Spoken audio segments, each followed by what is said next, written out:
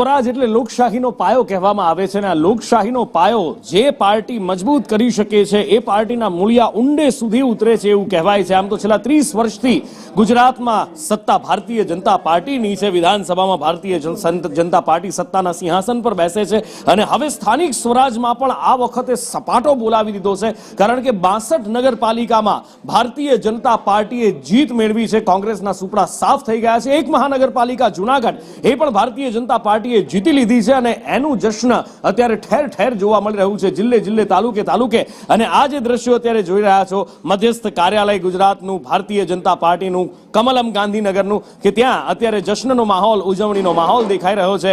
ભારતીય જનતા પાર્ટીની મહિલા કાર્યકર્તાઓ ગરબા કરી રહી છે, ઉજવણી અબીલ ગુલાલની છોડો ઉડી રહી છે અને એની સાથે સાથે CR પાટીલ પ્રદેશ પ્રમુખે પણ તમામ જેમણે આ ચૂંટણીમાં મહેનત કરી છે તમામ કાર્યકર્તાઓનો આભાર માન્યો છે। વિજય ઉત્સવના વધામણા પણ તેમણે આપ્યા છે।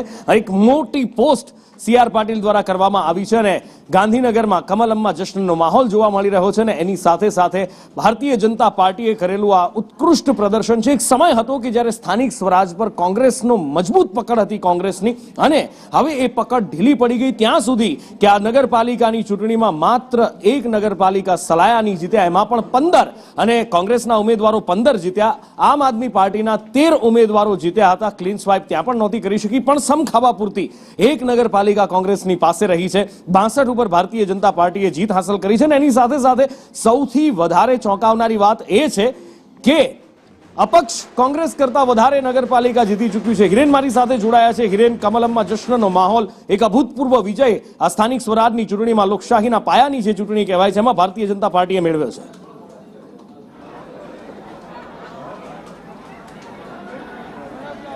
સ્થાનિક સ્વરાજ્યની સંસ્થાઓના આજે પરિણામો આવ્યા છે એમાં સીધી અસર જે દેખાય છે કે ફરી એકવાર ભારતીય જનતા પાર્ટીનો ભગવો જે છે એ મોટા ભાગની સંસ્થાઓ પર લહેરાયો છે।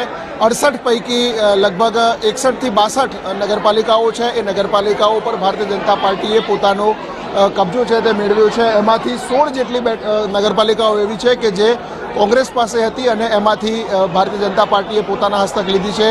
જૂનાગઢ મહાનગરપાલિકા પોતાના હસ્તક રાખવામાં ભારતીય જનતા પાર્ટી સફળ રહ્યું છે। 3 તાલુકા પંચાયત હતી તો 3 તાલુકા પંચાયત ભારતીય જનતા પાર્ટી પાસે રહી છે અને અત્યારે હાલ આ દ્રશ્યો દેખાય છે પ્રદેશ કાર્યાલય કમલમના, કે જ્યાં થોડાક જ સમયમાં મુખ્યમંત્રી ભૂપેન્દ્ર પટેલ અને પ્રદેશ પ્રમુખ CR પાટીલ અહીંયા પહોંચશે અને જીતની ઉજવણી જે છે તે કરવામાં આવશે।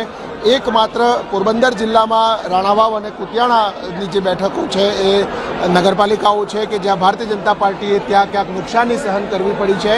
કોંગ્રેસ નહીં પરંતુ ત્યાં સમાજવાદી પાર્ટીએ પોતાનો ફરી એકવાર સાયકલ સમાજવાદી પાર્ટીની ત્યાં ચાલી છે। ત્યાં પછી અંદરનું રાજકારણ હોય કે સ્થાનિક ધારાસભ્યનું પ્રભુત્વ હોય, પરંતુ ત્યાં ભાજપ કોંગ્રેસ બંનેને સાઈડ ઉપર પછાડી અને સમાજવાદી પાર્ટી ત્યાં આગળ વધી છે।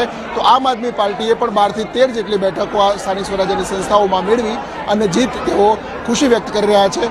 ભારતીય જનતા પાર્ટી લગભગ 2500 જેટલી કુલ બેઠકો હતી, એમાંથી 1500 થી 1700 બેઠકો પર ભાજપના ઉમેદવારો જીત્યા છે।